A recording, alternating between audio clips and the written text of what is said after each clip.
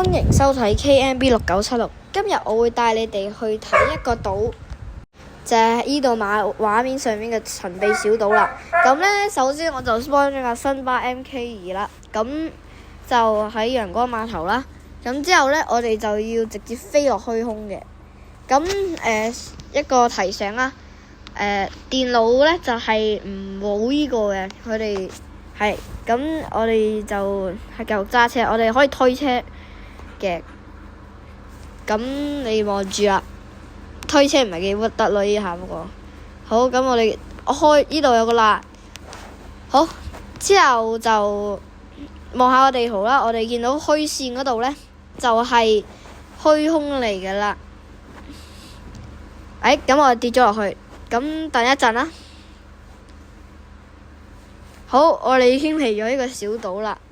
咁我點解陽光頻道嘅作者要抌呢個嘢落去呢？可能因為啲人喺北環轉車站喺度係咁撞人。咁佢就話你嚟到這個地方係因為你架巴士跌咗落虛空嘅。咁平時手機有玩開陽光頻道都應該知㗎啦。咁呢，你可以見到啦，其實呢個島仔呢，就喺海怡島嘅。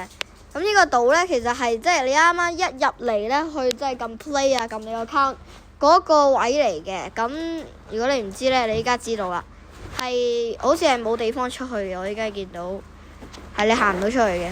咁多謝收睇呢條片啦，記得要訂閱。